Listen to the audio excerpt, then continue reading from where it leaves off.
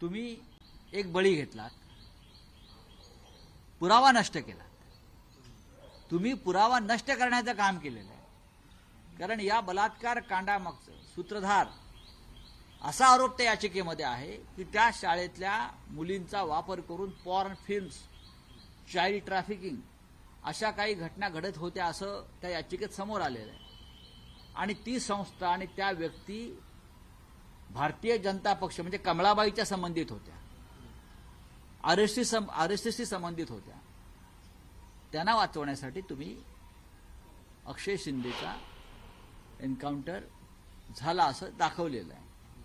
हायकोर्टाने काही प्रश्न विचारले त्याविषयी, मी नाही विचारत, आम्ही नाही विचारत, हायकोर्टाचे प्रश्न आहेत। मुळात हे एन्काउंटर किंवा चकमक वाटतच नाही, ही हत्याच आहे, हे हायकोर्ट म्हणत आहे। अनेक प्रश्न उपस्थित केलेले आहेत, याचं उत्तर तुम्हाला द्यावं लागेल।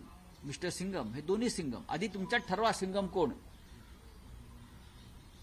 मिस्टर शिंदे सिंगम आहेत की फडणवीस सिंगम आहेत। या देशामध्ये कायदा संविधान आहे आणि तो कायदा आणि संविधान हे सिंगमनी लिहिलेलं नाही, हे लक्षात घ्या तुम्ही। तेव्हा दोघांनी बसावं आणि किंवा कॅबिनेट बोलवावी आणि कॅबिनेटनी ठरवावं की आमच्या सरकारमध्ये सिंगम कोण आहे। बोला।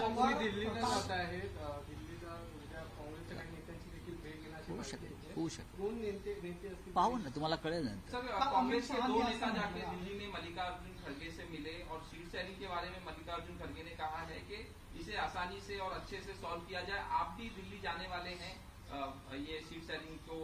देखिए, मैं इस मामले में नहीं जा रहा हूँ, मैं कुछ और काम के लिए जा रहा हूँ, पार्टी का ही काम है, इसलिए मैं जा रहा हूँ। लेकिन ये बात सही है कि हाईकमांड कांग्रेस का हो या किसी का हो, सबकी भूमिका ये है कि बहुत शांतिपूर्ण तरीके से, संयमित तरीके से ये सीट शेयरिंग का काम होना चाहिए।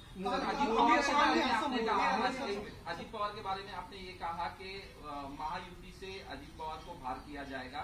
कल अजित पवार का बयान आया कि मैंने बहुत कोशिश की, हमेशा मुख्यमंत्री बनने की कोशिश की, लेकिन मैं उप मुख्यमंत्री बन के रुक जाता हूँ, 5 बार उप मुख्यमंत्री बना हूँ, क्या कहेंगे?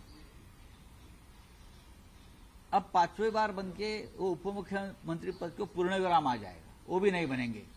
सरकार ही उनकी जा रही है ना, शायद विधायक भी नहीं रहेंगे। लेकिन जिस तरह से राजनीति ये लोग कर रहे हैं, जनता उनको सबक सिखाएगी। Thank you.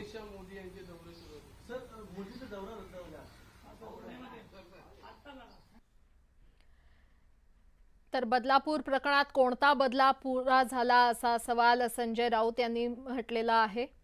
विविध विषयांवर त्यांनी भाष्य केलेलं आहे। पुरावा नष्ट करण्यासाठी अक्षय शिंदेचा बळी घेतला असं वक्तव्य देखील संजय राऊतांनी केलंय।